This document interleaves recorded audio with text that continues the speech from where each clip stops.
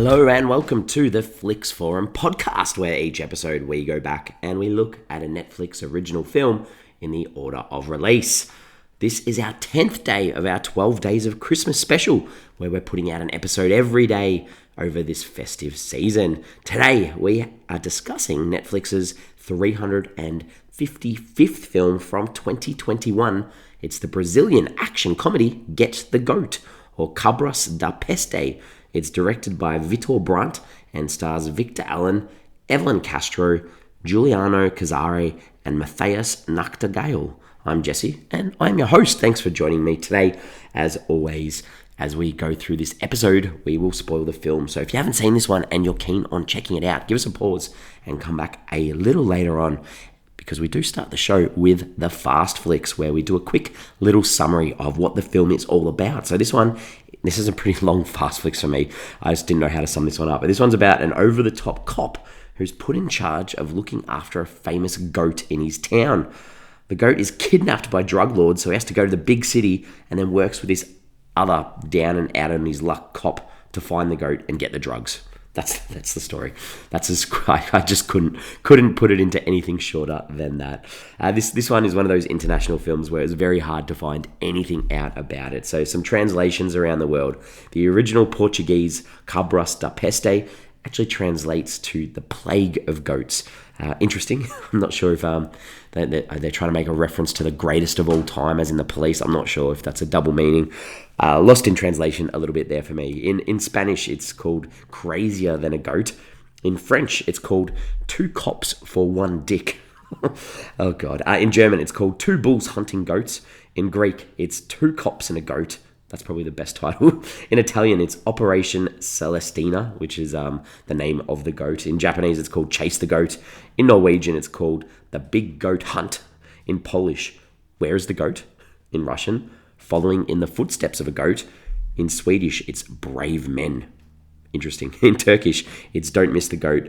And in Vietnamese, it's called The Goat Capture Case. So all play on that idea of the goat, and this is meant to be a comedy film. This is a spoof. This is a spoof of the Beverly Hills Cop films. They use the song that everyone would know, apart from the do do do do do do. They use the other famous song, "The Heat Is On," and this plays throughout the film in sort of in Portuguese throughout. So that's interesting. This is also a Paramount Pictures production, which they did the Beverly Hills films from memory as well.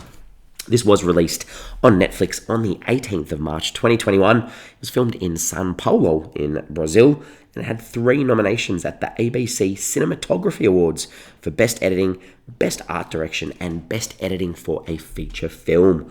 What are the critics and audiences saying about this film? So on Rotten Tomatoes, it does not have a critic consensus. It has 2 reviews. Both of them are rotten. Audience has it at 68%, so that's not too bad. That's on less than 50 ratings. IMDb, it sits at a 6 out of 10, so that's pretty good on a bit over 2,000 ratings. Letterboxd, again, pretty good, a 3.1 out of 5 on 5,500 ratings. And it's been logged by a bit over 7,000 people, so looks like a few people enjoyed this film. What are my early thoughts for this film? I really struggled with most of this film. The back end does get a little bit more engaging, but this isn't anything new in that standard buddy cop film. And this one, unfortunately, has very few laughs. So not really a recommendation from me at this stage. But let's talk about the characters in this film. Our 2 main cops. Our first one is Brucilius, also known as Bruce, because he was named after, guess what? Bruce Willis. He's an action star, and all of his family members are named after Hollywood action stars too. I guess he sort of sees himself as a bit of a Bruce Lee too, if you wanted to make that connection as well. He takes crime very seriously, every single crime, and he's often reprimanded because he causes more trouble than it's worth realistically at his police station. So that's why he's put in charge of looking after this Celestina, the town mascot goat for their festival. But he can't even do that properly.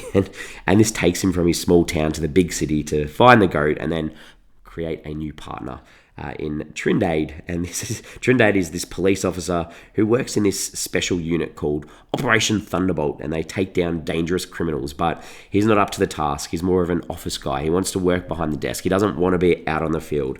So these two coming together, the perfect storm for some hilariousness, I guess is the best way to put it. The other police officers that we see, we've got Priscilla, and she's Trindade's boss, and she's a bit of a badass. She hates him, and she wants to keep him out of her way. And then Bruce's partner back home is Tonino, and he is useless. He thinks he sees UFOs, he sits, he sleeps on the job. Useless. Priscilla, she sort of amplifies that police officer that's really strong and forceful. The rest of them are all pretty useless, to be honest. Apart from Syke, who was Trindade's partner, and they go work on this scene with the drug dealers, and one of them shoots at them, and Trindade doesn't take a bullet. So Syke, he dies, and he creates hatred on the police force, even more hatred towards Trindade. The only other character in this film that's worth mentioning is Josamara. She's a rideshare driver that Trindade and Bruce used to get around Sao Paulo. And she likes Shrek too, so I don't like her. I'm not a fan of the Shrek films, but that's apparently a running gag, is liking Shrek too. The director of this film, Vitor Brandt, has 8 directing credits, some shorts, TV, and apparently a sequel to this film is in production. So interesting. I'm very interested to see where this goes, whether they put these two cops back together again. Let's talk about some scenes. What are some scenes that I enjoyed? What didn't I like? The ones that I liked. There's a scene where Bruce is trying to crack onto Priscilla, the police officer. And there's a moment where she's cracked and she's told him and Trindade to go away, get out of her face, because she hates their work. And then her phone goes off and it's Bruce texting her saying, hey, let's get a drink. I thought that was quite funny. The credits at the end, they were animated beautifully. Great color. They looked really good. I really enjoyed them too. Unfortunately, the rest, not a big fan of. Syke, the police officer that died, they have this funeral for him and all the police are there. And then on their way out, they all spit at Trindade for not taking the bullet for him, including a priest. I just thought, I don't know, it just didn't work. Bruce and Trindade, they're on a bus and they give up their seats for this old lady, and then she just farts. Not sure why. It's not funny. It was meant to be a joke. Just didn't work. There's a scene where the two of them are in an interrogation room, and Bruce is doing this trick with the knife where you put the knife in between each of your fingers and bang it on the table. And it just wasn't funny. Like, he cuts himself. It just wasn't funny. This backstory of this clown doing magic to make candy disappear from kids. And this was the whole reason why Bruce wanted to become a cop. It was just this lame connection they made to get the drugs in the current time hidden in candy. I just didn't like that. Bruce and Trindade, they go to a restaurant using a fake name, which happens to be the name of a gay couple. So they kiss awkwardly. The waitress working there takes photos for their Instagram for the restaurant. As characters, they show their displeasure in it. I just didn't think it was funny and not a good joke. There's a bomb. The boys get tied up to a bomb while the goat's sitting there, and Bruce can talk to the goat, so they get the goat to cut the wires and defuse the bomb. That just wasn't funny. And finally, there's this martial arts battle. There's a few martial arts battles, but there's one between Bruce and one of the drug guys called Ping Lee. It just dragged on and on and on. So not some good things there for me. The themes, the ideas in this film. Drug trafficking, obviously. You've got corrupt politicians, the idea of diplomatic immunity, the struggles of that. You've got the idea of the police force taking shots to defend your partner, but then also working alongside each other to sort of create harmony and solve cases and do the right thing too. What did I take away from this film? The stereotypes. I sort of mentioned before the scene that I didn't like with the restaurant and pretending to be gay. The racial stereotypes in this were pretty ordinary too, especially Asian ones, and they frustrated me. There's a scene where they go to a karaoke bar and they served sake. So, this is a Japanese restaurant, but they're talking about as if it's a Chinese restaurant and specializing in kung fu, and they fight kung fu with all these racist noises. I don't know, it just really, really frustrated me. I didn't really like that. Question pondering the sequel. Like, what's the sequel gonna cover for this film? I'm not sure. I don't know. Like, you take the goat away and the quest that these two have to go on. The only thing you could do is you could maybe move Bruce to the city, so then he has to join the police force there and then solve some bigger crimes. But I'm not sure. I'm intrigued. I'm interested. Let's wait and see what happens when it comes out. All right, I'm ready to wrap this one up. I haven't got much to say on this one. We give the films a rating out of 5. For me, I can't recommend this film because there's meant to be laughs in this type of film, and there aren't any.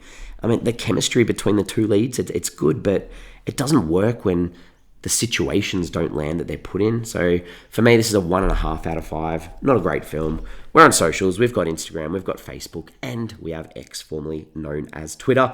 The question that I wanted to put out there is, have you ever eaten goat? I know we're not supposed to eat this Celestina goat because she's the mascot of the town, but goat is often eaten in many cultures. I have tried it. I've had it in an Indian dish before. It's quite nice meat. So interested, have you tried goat? Other than that, we are back tomorrow. Tomorrow we do have another international film from 2021. It's the Italian coming-of-age romance called Caught by a Wave. This one in Italian is called Sulla Stessa Onda, and it's directed by Massimiliano Camiati and stars Elvira Cameroni, Christian Roberto, and Donatello Finocchiaro. Awesome. All right, a teen film for tomorrow. I'm excited. We're almost finished with these 12 days of Christmas, so let's see what that one's got for us tomorrow. Hopefully I'll see you then.